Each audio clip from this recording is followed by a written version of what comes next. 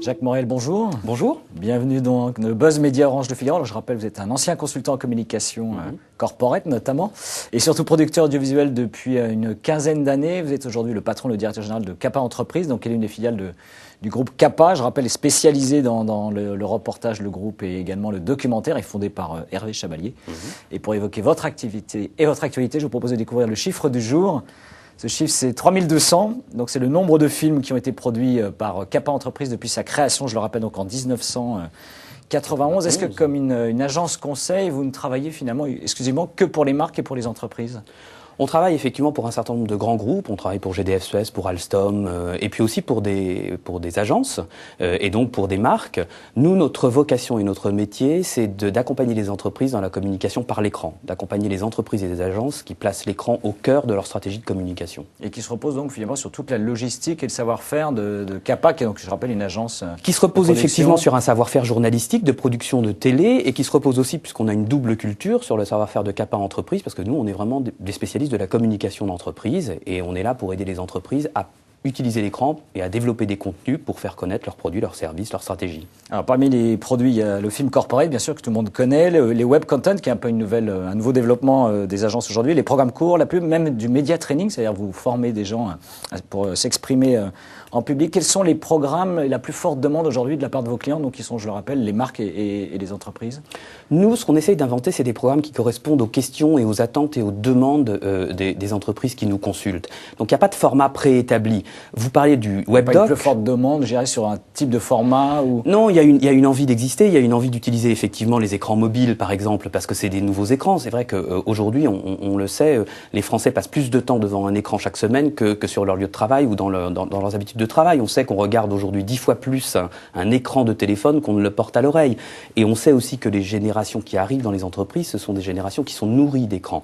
Donc les entreprises ont évidemment pris conscience de cet enjeu et elles ont besoin, en complément de la publicité, par exemple, qui est un outil dont on connaît parfaitement l'efficacité. Ce que vous faites également de la publicité. Ce que l'on fait également. On a fait par exemple des films de publicité pour la Société Générale avec Harrison et Wolf. Elles ont besoin de développer des contenus qui leur permettent de raconter des histoires un peu plus complexes et de tisser avec leurs différents publics des liens de confiance, de complicité, de connivence. On a fait par exemple une opération pour l'Union des industries chimiques, là récemment, où on a à la fois conçu une opération qui consiste à envoyer des jeunes partout dans le monde à la découverte d'innovations de la chimie pour montrer que la chimie, c'est pas si passéiste qu'on le dit, mais que c'est une industrie tournée vers le futur. Il y a un site web qui a été créé, on envoie ces apprentis reporters sur le terrain, on les suit avec nos équipes, il y a un blog, ils racontent leur histoire en vidéo. Donc voilà, on invente des produits... Une forme d'écriture aussi différente. Des écritures différentes qui combinent les potentialités du web, les potentialités de la vidéo, l'interactivité, qui respectent aussi ce qui est aujourd'hui l'Internet, c'est-à-dire le média du choix. Donc on laisse la possibilité à l'internaute d'aller chercher des contenus qui l'intéressent. Vous parlez du web, vous venez justement de réaliser un webdoc, la vie à sac produit donc pour les 30 ans de Médecins du Monde. On m'a dit que c'était déjà plus de 100 000 visites en une semaine, parce que le lancement vient juste d'avoir lieu. Comment Internet a justement bouleversé ou changé la donne un peu dans votre métier de producteur de contenu pour les entreprises ? Aujourd'hui, voilà, ça a mis du temps. Aujourd'hui, le web, c'est vraiment un média totalement mûr et totalement mature. Donc, c'est devenu beaucoup plus stratégique pour les entreprises de se dire, je développe des contenus audiovisuels. Le webdoc dont vous parlez, c'est vraiment intéressant parce que c'est une innovation complète pour les entreprises. Elles ont souvent des problématiques compliquées à exposer. Et on sait que ce qui buzz sur Internet, c'est plutôt l'humour, c'est plutôt des images un peu spectaculaires. Ce qui m'intéresse dans le webdoc de Médecins du Monde, c'est qu'on parle de précarité, d'accès aux soins. C'est pas un sujet forcément très, très évident. Et ce qui est intéressant, c'est la production, puisqu'on est en partenariat avec France Télévisions, avec Le Monde.fr. J'espère qu'un jour on développera des choses avec Le Figaro, bien sûr.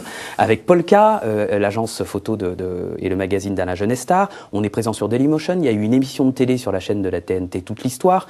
Donc on voit bien qu'on agrège des partenaires de nature et de profils très différents autour d'un programme qui est d'abord un contenu audiovisuel. Et surtout que ce contenu audiovisuel, il raconte l'action au quotidien de Médecins du Monde. C'est un cas un peu atypique. Là, c'est une ONG par rapport à nos clients classiques qui sont plutôt les groupes du CAC 40. Mais on est dans une logique qui n'est pas commerciale directement, qui est très complémentaire de la pub ou d'autres modes d'expression et qui installe encore une fois, avec des publics par exemple de MDM, un lien très particulier où on raconte des histoires, on raconte la vie et le travail des équipes d'MDM sur le terrain.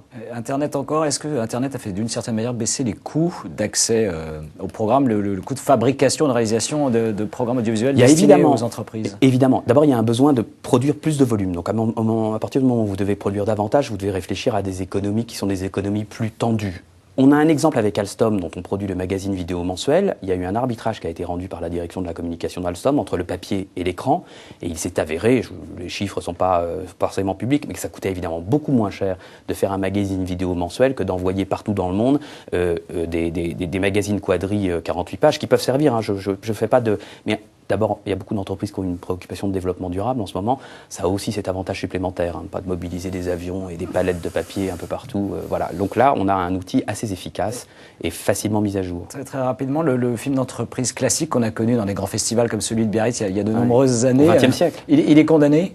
Non, il n'est pas condamné parce que, encore une fois, ce qui est intéressant, c'est d'inventer des nouveaux produits qui permettent d'aller sur les écrans. Voilà. Donc, bon vieux film d'entreprise, bon certainement, vieux non. C'est-à-dire qu'il y a des nouvelles écritures à inventer, le webdoc en est une. Encore une fois, je pense que ce qui est important, c'est de tenir compte du fait qu'aujourd'hui, l'écran, dans la communication des entreprises, est devenu absolument incontournable, en particulier vis-à-vis des jeunes générations. Et par conséquent, on voit beaucoup d'acteurs qui s'intéressent à cet enjeu, parce que c'est un enjeu majeur pour la communication des entreprises. Jacques Morel, merci d'être venu dans le Buzz Média Orange Le Figaro.